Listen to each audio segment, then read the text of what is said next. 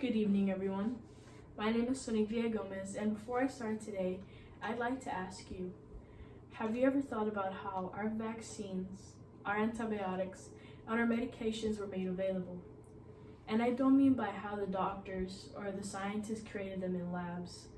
I'm talking about when you take into consideration the people's bodies that were used in the name of science. Before I elaborate on this, my senior year in high school, our English teacher assigned us to read The Immortal Life of Henrietta Lacks by Rebecca Skloot for Black History Month.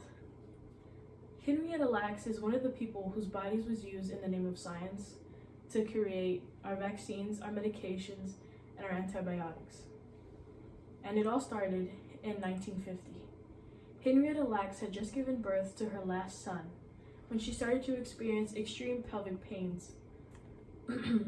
She one day took it upon herself to fill up her bathtub with water, step into her bathtub, and put her finger into her vagina, where she then felt on her cervix, which is this area of the female reproductive organ, a lump. Upon sudden realization of this lump, she took herself to the doctor, where she then got diagnosed with cervical cancer. Upon her treatment, a doctor took a biopsy of her cervical cancer cells. This is how the doctors got a hold of Henrietta Lacks' cervical cancer cells. Now, prior in lab research, cells that were being experimented on kept dying. But Henrietta Lacks' cells were different.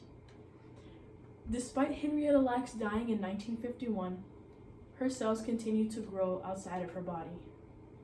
And because of this, the doctors were able to use Henrietta Lacks' cervical cancer cells to create a vaccine for polio, which was a highly contagious, highly deadly disease during this time. They then went further and started to use Henrietta Lacks' cells to understand diseases like measles, mumps, herpes, and foulpox.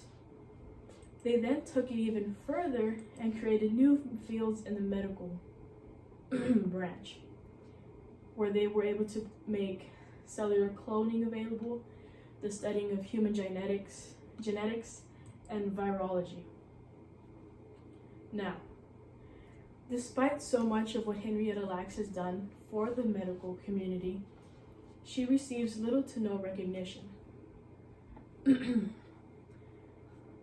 And her cells at the time were being sold to other doctors across the US for $10. Henrietta Lacks' family never seen this money.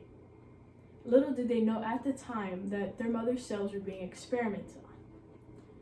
Now, the number one asked question today is if the Lacks family is doing anything to get their mother's cells back or to receive compensation. And the answer to that is Deborah, the youngest daughter, which I believe is her, has reached out to these companies to try to get a little bit of compensation, but so far has been unsuccessful. However, despite everything that Henrietta Lacks has done, still to this day, she is merely a footnote in the medical field of evolution. No, the evolution in the medical field. And yes, it is because of this Black woman that today we have all of our medicines, our vaccines, and our antibiotics.